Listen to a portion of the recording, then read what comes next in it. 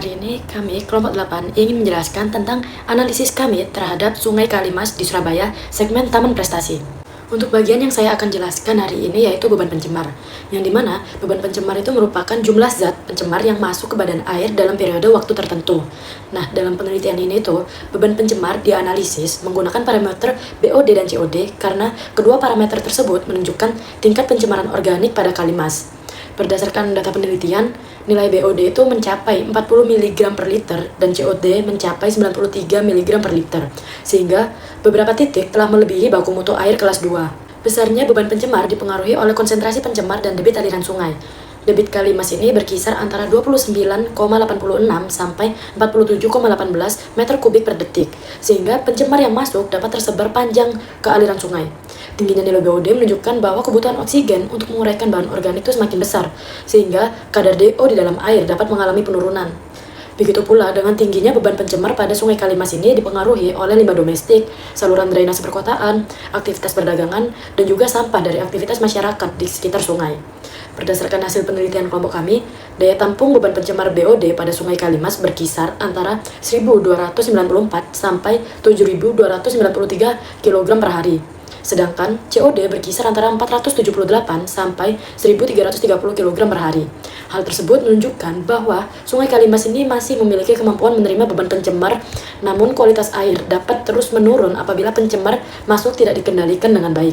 Selanjutnya, saya akan menjelaskan tentang metode analisis yang kami gunakan dalam kajian kualitas air di Sungai Kalimas, segmen Taman Prestasi Genteng di Surabaya. Metode yang digunakan dalam kajian ini terdiri dari dua metode, yaitu pengumpulan data primer dan juga pengumpulan data sekunder. Pengumpulan data primer dilakukan secara observasi langsung di lokasi pengamatan, yaitu di Sungai Kalimas. Parameter yang diamati adalah warna dan bau air, keberadaan sampah, kondisi aliran sungai, aktivitas masyarakat, dan juga outlet drainase atau limbah. Kemudian, data sekunder diperoleh dari jurnal dan juga laporan penelitian yang terkait dengan kualitas air di Sungai Kalimas. Parameter yang dianalisis meliputi debit sungai, suhu, pH, DO, BOD, COD, TSS, NH3N, dan juga total P. Kemudian setelah data terkumpul, dilakukan analisis dengan beberapa metode. Yang pertama, dilakukan perbandingan antara Sungai Kalimas dengan baku mutu PPRI nomor 22 tahun 2021.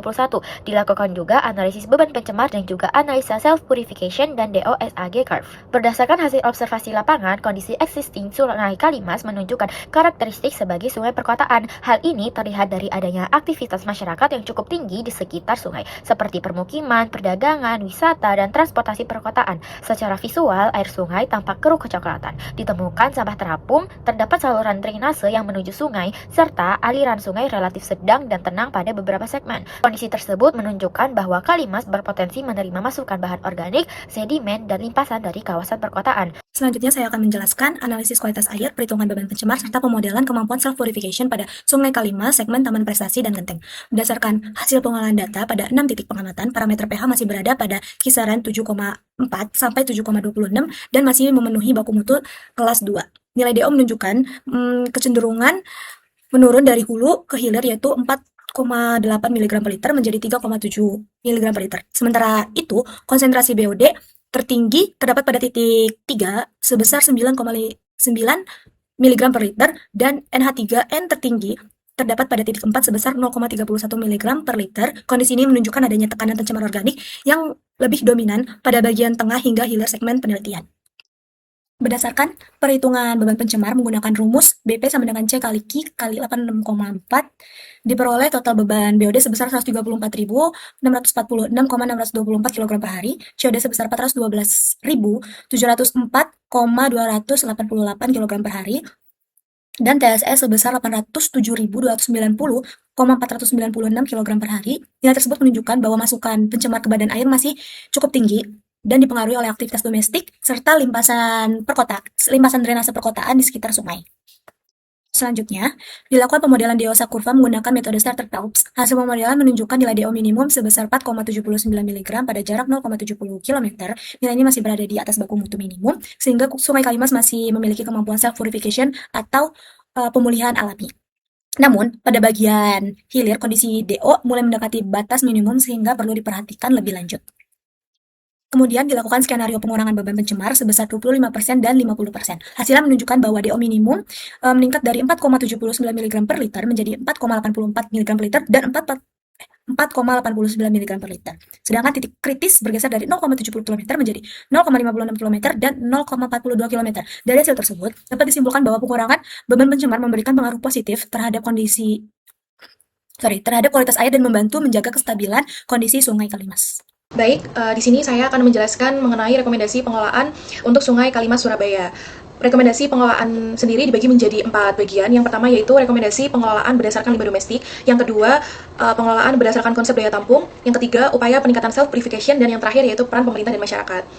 Yang pertama, kita akan membahas mengenai rekomendasi pengelolaan berdasarkan limbah domestik. Jadi di Sungai Kalimas Surabaya itu pencemarannya itu paling banyak atau didapati dari aktivitas perkotaan dan limbah rumah tangga. Oleh karena itu perlu diadakannya solusi atau pengelolaan yang baik dengan cara yang pertama yaitu pembangunan IPAL komunal, yang kedua pembersihan drainase, yang ketiga pemasangan penyaring sampah, dan yang terakhir yaitu penyediaan tempat sampah. Tujuannya di sini agar limbah itu tidak semakin banyak masuk ke sungai dan tetap menjaga kualitas air Sungai Kalimas itu sendiri.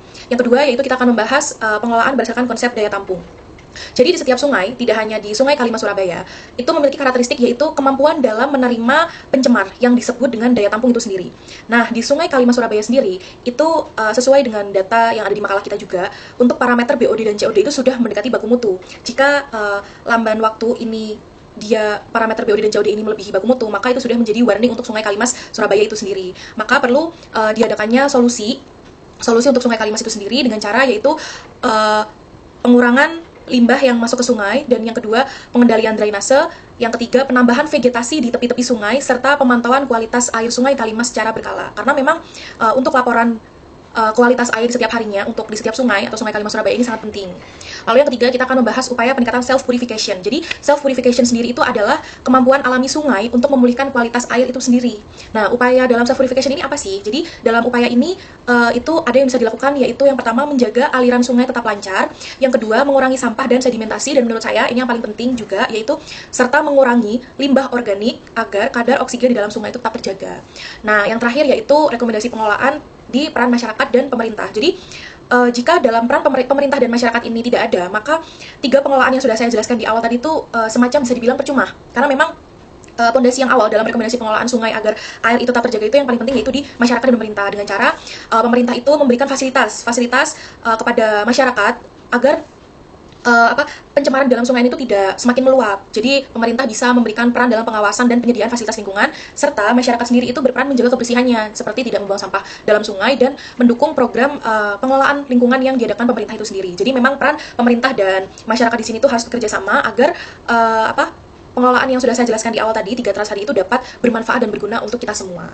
Berdasarkan hasil observasi Sungai Kalimas, segmen Taman Prestasi sampai Genteng, analisis kualitas air sungai sangat dipengaruhi oleh aktivitas perkotaan. Secara visual, air sungai sangatlah keruh, banyak sampah terapung, dan juga banyak saluran drainase yang langsung bermuara ke air sungai. Aktivitas perdagangan, wisata, lalu lintas, dan juga pemukiman turut meningkatkan masuknya limbah, sedimen, sampah, dan juga bahan organik ke dalam sungai sehingga menambah tekanan pencemaran. Hasil evaluasi berdasarkan baku mutu kelas 2 PPRI nomor 22 tahun 2021 menunjukkan bahwa pH dan suhu masih memenuhi standar baku mutu, dengan pH berkisar 7,04 sampai 7,26. Namun, beberapa parameter pencemar bahan organik menunjukkan tekanan kualitas air. Ditandai dengan nilai BOD sebesar 9 mg per liter, nilai COD 25 mg per liter, serta penurunan kadar DO. Di hulu 4,8 mg per liter, di hilir 3,7 mg per liter. Kondisi ini menunjukkan bahwa Kalimas telah mengalami pencemaran dan berpotensi merusak keseimbangan ekosistem perairan. Analisis beban pencemar menunjukkan nilai BOD sebesar 134.646,624 kg per hari, COD sebesar 412.704,288 kg per hari, dan TSS sebesar 688.193,280 kg per hari. Berdasarkan model Streeter Phelps, Kalimas masih memiliki kemampuan self-purification yang cukup baik, terlihat dari nilai DO minimum sebesar 4,79 mg per liter yang masih memenuhi baku mutu kelas 2. Proses pemulihan alami terjadi melalui proses pengenceran, sedimentasi, reaerasi, meskipun efektivitasnya mulai menurun karena adanya beban pencemar. Hasil analisis juga menunjukkan bahwa pengurangan beban pencemar sebesar 25-20% dapat memperbaiki kualitas air. Karena itu diperlukan pengolahan limbah domestik, pengendalian drainase dan sampah, serta peningkatan peran masyarakat dan juga pemerintah untuk terus menjaga kualitas air yang ada di Sungai Kalimas Surabaya.